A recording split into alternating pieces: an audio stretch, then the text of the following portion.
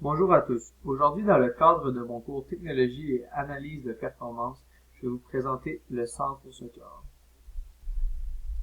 Tout d'abord, il y a trois types de centres au soccer. Il y a le centre qu'on appelle aérien.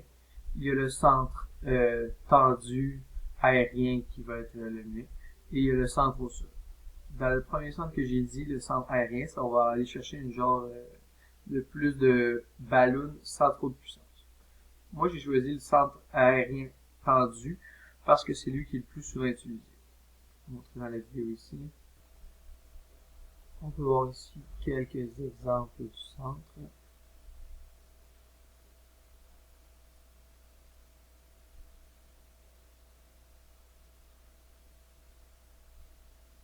On revoit une fois ici.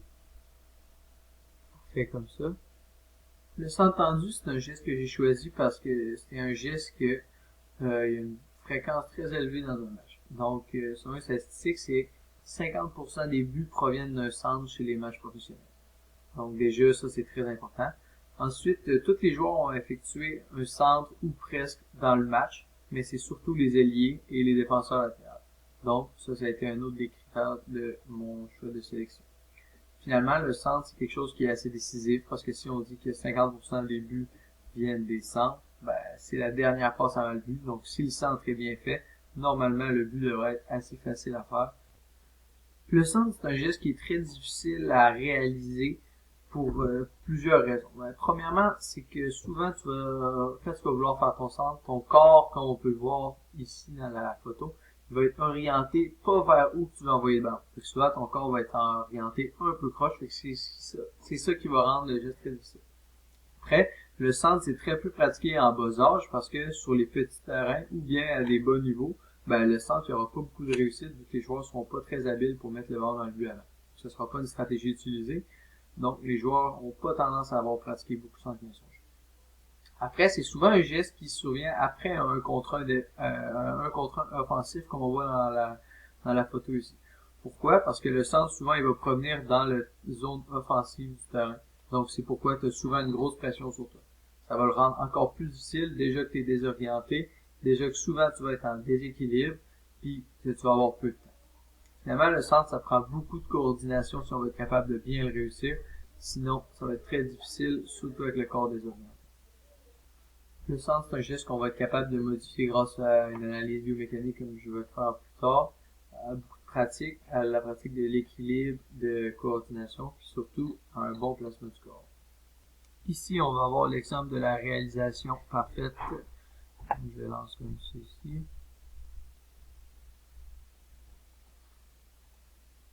C'est une vidéo. Donc, on peut voir ici comme ça, il y a trois phases qu'on va analyser plus tard dans l'analyse biomécanique. Première chose, le pied d'appui va être très important d'être bien situé à côté du ballon ici comme ça. La jambe de frappe va se prendre une bonne élan vers l'arrière. Le corps il va faire un bon transfert de poids vers le haut avec pour le centre de gravité. Les hanches doivent suivre pour finir le mouvement vers la fin. Le pied fort doit prendre une bonne élan comme j'ai dit. Le pied ici et la jambe doivent faire une bonne continuité du mouvement pour offrir une genre de curve dans le ballon. Et le pied ici qui va frapper le ballon, il doit frapper à un bon endroit pour avoir le résultat voulu. Je continue la vidéo un petit peu. Pour savoir si on va avoir réussi notre geste, ça va être important de regarder, oui, la technique du joueur, comment il va l'avoir fait, mais aussi le résultat, donc où le ballon va aller, la force du ballon, s'il y a de la hauteur, s'il y a de la vitesse, puis s'il y a une bonne élan. Donc, je commence l'analyse biomécanique précise. Premièrement, on a la première phase sur trois. La première phase, c'est la prise d'élan. Donc, quand le pied d'appui va se mettre à côté du ballon et quand la jambe va se lever jusqu'à son point le plus haut, la jambe forte qui va frapper le ballon. On a un levier interpuissant avec les muscles ischio-jambiers pour lever la jambe. Donc, la charge, ça serait le pied. Le levier, ça serait le genou. Puis la force, ça serait le muscle ischio-jambier. Dans cette phase, les muscles vont travailler majoritairement en concentrique pour pouvoir lever la jambe. Les articulations utilisées, on va avoir un petit peu la hanche et la cuisse, un petit peu la cheville et le pied pour les deux jambes, mais surtout le genou et la jambe qui vont venir faire une flexion vers l'arrière, comme ça ici, pour pouvoir prendre notre élan comme on dit. Vers la fin de la phase, le bras de résistance entre le pied et le muscle ischio-jambier devient très long. Donc, quand on vient monter ici le plus haut possible, ça va permettre d'avoir un très long bras de résistance. Et ça va permettre d'avoir plus d'élan dans la jambe pour pouvoir frapper le ballon peut-être plus fort ou avec une meilleure élan. Je continue avec cette phase du mouvement-là va se produire dans le plan sagittal. Ici, dans la phase 2, on a la frappe du ballon. Donc, quand la jambe qui frappe va partir son mouvement jusqu'à ce qu'il frappe le ballon. Cette phase-là est encore les mêmes articulations. Hanche et cuisse, on a une légère rotation qui vient commencer ici, mais pas quelque chose de si gros. La jambe et le genou et la jambe vont faire une extension. La cheville et le pied, très important ici. On va avoir une dorsiflexion du pied pour pouvoir venir frapper le ballon à une bonne angle pour que soit il lève plus vers le haut ou qu'il reste plus au sol, dépendamment de ce qui est voulu. La jambe d'appui bien ancrée au sol pour donner un équilibre, parce que c'est ça qui va nous permettre de rester stable. Souvent, cette jambe-là va être mal placée, donc ça va être là que le problème va être. On a encore un levier interappuyant, le quadriceps cette fois-ci qui est la force, le genou qui est notre point d'appui, puis le pied ici qui frappe le ballon, qui serait la charge avec le bas. Sur les lois physiques, maintenant, on a la loi d'inertie, la jambe fait son mouvement vers le ballon. Donc, il va continuer son mouvement comme ça, et le ballon va continuer son mouvement. La deuxième loi, plus on met de force dans notre ballon, plus il va aller loin. Et finalement, le ballon ira à la même endroit qu'on va l'envoyer. Donc là, c'est pour ça que c'est important de frapper le ballon à un endroit. Mettons, si on le frappe vers l'intérieur ici comme ça, ben, il va continuer plus vers l'intérieur. Parce que si on le frappe vers l'arrière comme ça, ben là, il va partir vers devant. Fait que souvent, ce qui est important, c'est de frapper le ballon sur le côté ici, parce que comme on est désorienté du but, le but va se retrouver là-bas, ou ce qu'on va vouloir viser va se retrouver là-bas. C'est pour ça que c'est important de bien frapper le ballon sur le côté. Finalement, la dernière phase qui est le follow-up, ou en français la fin du mouvement, c'est la phase ici, une fois qu'on va avoir frappé le ballon, puis la continuité. Ça va permettre d'éviter des blessures, parce que, mettons, si ici on reste sur place, ben là, le genou va continuer de tourner. Donc, c'est important de bien effectuer cette phase-là aussi.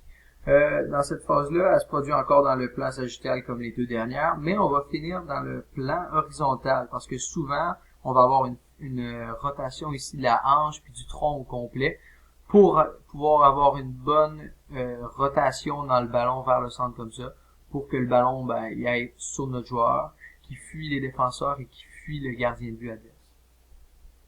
La loi de l'inertie va être très importante dans cette phase-là parce que le ballon, il va rester sur notre pied quand même assez longtemps comparativement à un tir ou un chip ou une passe pour pouvoir permettre d'avoir un effet dans le ballon. Donc, on continue notre mouvement de rotation avec notre jambe puis nos hanches puis nos épaules, notre corps complet pour que le ballon suive la même rotation puis qu'il continue d'avoir une bonne effet. Ici, on va avoir une erreur qui est fréquente dans la réalisation du geste. Je vais vous la montrer ici comme ça.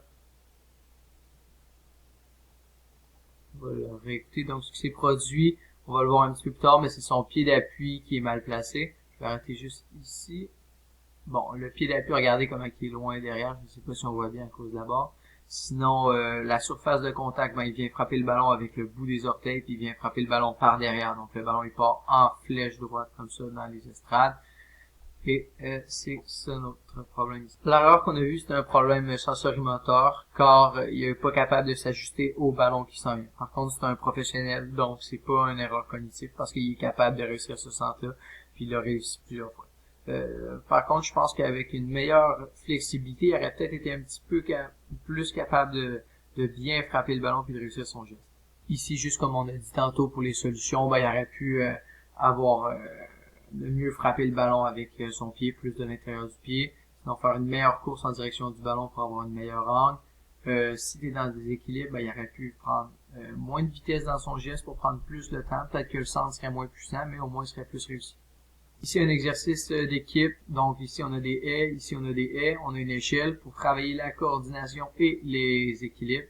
Ensuite, là, une petite passe simple comme ça ici après l'échelle. Le joueur vient nous faire un centre, puis après ça, on est Donc, c'est un exercice qui va avoir beaucoup de répétitions, c'est pour ça qu'il est bon. Il va avoir de la coordination, puis du travail en équilibre aussi, qui sont toutes des choses importantes pour le centre. Donc ici, on a un exercice à réaliser individuellement. Je le trouve intéressant parce qu'il y a beaucoup de répétitions. C'est facile à faire quand tu es tout seul. Puis après, ici, vers la fin, on a comme si c'était un 1 contre 1, donc on doit avoir de la vitesse, donc c'est réaliste aussi. Donc, finalement, dernière chose, pour réussir bien le centre, ça prend, oui, beaucoup de coordination, beaucoup d'équilibre, puis une bonne technique. Par contre, c'est pas un geste qui est si difficile musculairement qu'on n'a pas besoin d'avoir les plus gros muscles. Donc ça, c'est pas si dur pour travailler ça. C'est vraiment beaucoup de pratique, comme les exercices que j'ai montrés tantôt, puis beaucoup de pratique de centre. Je dirais pour un ailier, un jeune ailier ou défenseur latéral ou peu importe, qui va travailler ça entre 2 à 3 mois, déjà il peut avoir des très grandes améliorations et être capable de le faire en compétition. Merci.